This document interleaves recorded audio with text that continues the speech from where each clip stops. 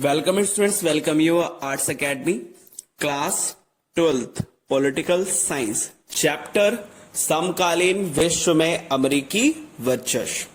Topic वर्चस्व सैन्य शक्ति के अर्थ में। आज की क्लास में हम वर्चस्व के बारे में बात करेंगे। तो प्रीवियस क्लास में हमने बात कर ली थी, वर्चस्व का मतलब होता है शक्तिशाली। तो आज हम अमेरिका के सैन्य शक्ति के बारे में बात करेंगे कि अमेरिका की सैन्य शक्ति में क्या क्या खासियत है, क्या क्या उसमें विशेषताएं हैं। लेकिन इसको स्टार्ट करने से पहले हम जो वर्चस्व है, जिसको इंग्लिश में कहा जाता है हेगेमनी, इसके बारे में थोड़ा जानने की कोशिश करेंगे कि ये शब्द कहां से आया है। तो क्वेश्चन इसमें आपसे ये भी पूछ सकता है कि हेगमनी शब्द का प्रयोग सबसे पहले कहां किया गया था, या फिर आपसे ये भी पूछ सकता है कि हेगमनी शब्द का प्राचीन यूनान में किसके लिए किया जाता था। तो इसमें आपको सिंपल पूछा जाएगा कि हेगमनी या वर्चस्व शब्द का प्रयोग प्राचीन समय में किस राज्य या किसके लिए किया जाता था। तो आज हम बात करते हैं। तो हेगमनी शब्द की जड़ें प्राचीन यूनान में है। मतलब कि जो हेगमनी जो ये शब्द है, ये आज का नहीं है या कुछ सालों पहले का नहीं है, बल्कि इसकी जो जड़ें हैं वो काफी पुरानी है। मतलब कि हेगमनी शब्द काफी पुराना है और कहां का है, यूनान का है। सेकंड पॉइंट, इस शब्द का प्रयोग प्राचीन यूनान के अन्य नगर राज्यों की तुलना में एथेंस की प्रबलता को इंगित करने के लिए किया जाता था। मतलब कि यूनान के अंदर कई सारे राज्य थे, कई सारे स्टेट्स थे।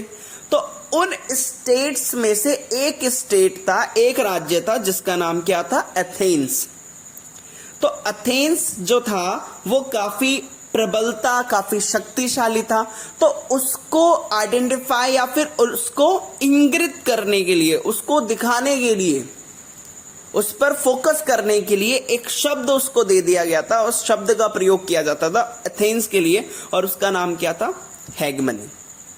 तो सेकंड पॉइंट में हमने यही पढ़ा कि इस शब्द का प्रयोग एक तो प्राचीन यूनान से तो है, लेकिन इसके साथ साथ जो अन्य राज्यों की तुलना में, मतलब जो और भी राज्य थे उनमें से एक राज्य था जिसका नाम क्या था, एथेंस। तो एथेंस की प्रबलता, कि वो कितना प्रबल है, शक्तिशाली है, उस चीज को आइडेंटिफाई करने के लिए, उस चीज को इंगित करने के लिए क्या किया गया, उसको एक नाम दिया जिसका नाम क्या था, हेगमनी। नेक्स्ट पॉइंट में कहता है हेगमनी का संबंध राज्य के बीच सैन्य क्षमता की बनावट और तौल से है।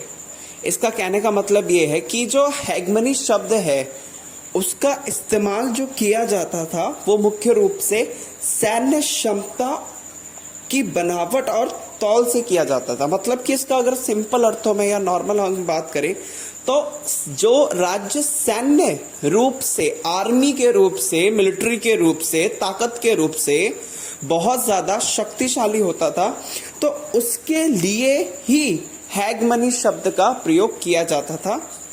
तो इससे ये बात क्लियर होती है कि सैन्य क्षमता या जिस देश की, जिस राज्य की सैन्य क्षमता ज्यादा मजबूत होती है उसके लिए शब्द इस्तेमाल किया जाता है हेगमनी। इसके बाद लेकिन आज विश्व राजनीति में अमेरिका की हैसियत को बताने के लिए इस्तेमाल होता है। मतलब कि आज के समय में हम इस शब्द का प्रयोग किसके लिए करते हैं, अमेरिका के लिए। तो आपसे क्वेश्चन ऐसे ही पूछा जाएगा या फिर क्वेश्चन ऐसे पूछ सकते हैं कि हेगमनी शब्द का प्रयोग प्राचीन समय में किसके लिए किया जाता था। तो आपको सिंपल बताना है कि हेगमनी शब्द की जो जड़ें हैं वो आज की नहीं बल्कि प्राचीन यूनान की है या यूनान में है। इसके बाद इस शब्द का प्रयोग यूनान के एक राज्य के लिए किया जाता था जिसका नाम क्या था, एथेंस।